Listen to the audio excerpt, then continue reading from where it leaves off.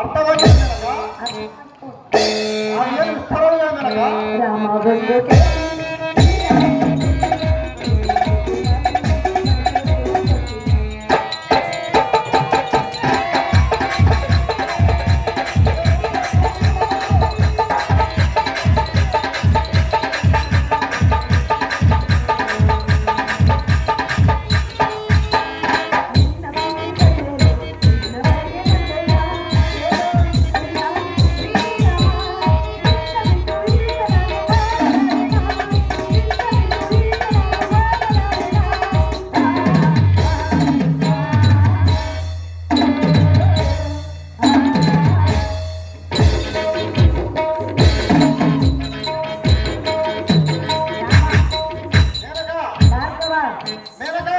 ಅರ್ಥವಾಯಿತು.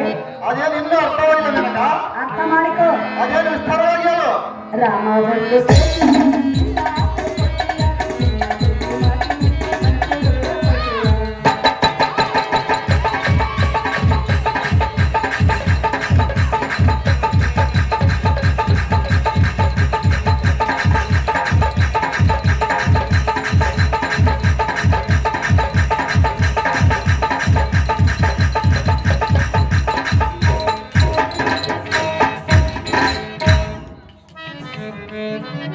ಅಹೋ ಪ್ರಿಯ, ಕಾಮಕಲ ಇರುವ ಪುರುಷನಾದರೆ ಒಡಂಬಡುವನು, ರಸಿಕತೆ ಇಲ್ಲದ ಪುರುಷನಾದರೆ ಹೆಣ್ಣನ್ನು ಧಿಕ್ಕಾರ ಮಾಡುವನು. ಭಾರ್ಗವ, ನೀನೆಂತ ಪುರುಷನು? ಇಲ್ಲಿಗೆ ತಪಸ್ಸು ಮಾಡಲಿಗೆ ಬಂದಿರು ರಾಮ. ಸ್ತ್ರೀ ಸುಖಕ್ಕಿಂತ ಅಧಿಕವಾಗಿರುವುದು ಈ ಭೂಮಿಯೊಳಗೆ ಮತ್ತೆ ಯಾವುದೂ ಇಲ್ಲ. ಅದು ಗೊತ್ತಿದ್ದರೂ ಸಹ ನನ್ನಂತ ಪ್ರಿಯರಿಗೆ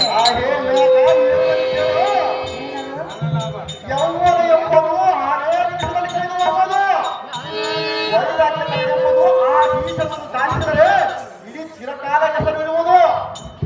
ಮಹಾ ಸಾಲ ಮಾಡಲು ಬಂದಿರೋ ನನಗೆ ಇನ್ನ ಮೈ ಮಾಡಕ್ಕೆ ಬರಬಹುದಿಲ್ಲ. ರಾಣಿ ಗುಡಿ ಪಡೆಯಲಿ. ರಾಮ, ಯೌವನ ನಿನಗೆ 6 ನಿಮಿಷದಲ್ಲಿ ಕಳೆದು ಹೋಗುವುದೆಂದು ಹೇಳಿದೆಯಲ್ಲ,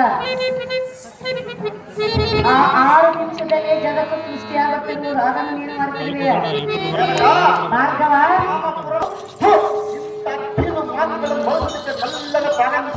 ಇದ್ದ ಮಾತನ್ನು ಹೇಳ್ತಿರುವೆ. ಶ್ರೇಷ್ಠವಾದ ಬ್ರಾಹ್ಮಣ ಕುಲವನ್ನು ಉತ್ಪತ್ತಿ ನಿನ್ನ ಮೋಹ ಮಾರ್ಗಕ್ಕೆ ವಶವಾಗಲಾರೆನು. ಇಲ್ಲದವೇ ಮುಂದೆ ಹೇಳಬೇಡ ಈ ನಿನ್ನ ಕಾಮನಾಟಗಳೇ. ಹೆಣ್ಣು ಬಂದರೆ ಒಳ್ಳೆ ಎಂದು ಹೇಳಿದೆಯಲ್ಲ, ಒಲಿದು ಬಂದ ಹೆಣ್ಣನ್ನು ಧಿಕ್ಕಾರ ಮಾಡಬೇಡ. ರಾಮ, ಅದಂದು ಅದನ್ನು ಹೇಳ್ತಿರೋದು. ಈ ಜಗತ್ತು ಕೊಂಡಾಡೋದು ಏನೆಂದು ಕೊಂಡಾಡೋದು ಬುದ್ಧಿಲ್ಲದ ಮುಂದೆ ಹೇಳುವರು. ರಾಮ, ಇಲ್ಲ ಸಲ್ಲದ ಮಾತನ್ನು ಮಾತನಾಡಬೇಡ. ನೀನು ಆಡುತ್ತಿರುವೆ, ನಾನಲ್ಲ. ಪುರುಷರನ್ನು ಕೂಡು ಬಂದು ಹೇಳುವೆಯಲ್ಲ, ಈ ನಿನ್ನ ಆಸೆಯನ್ನು ನಿನ್ನ ಗಂಡನದ ಬಣ್ಣತೆಯನ್ನು ನೆರವೇರಿಸಬಹುದು. ಅವನು ಬೇಡವನ್ನೇ ನಿನ್ನ ಬಳಿಗೆ ಬಂದಿದೆ. ರಾಮ, ಪರಪುರುಷ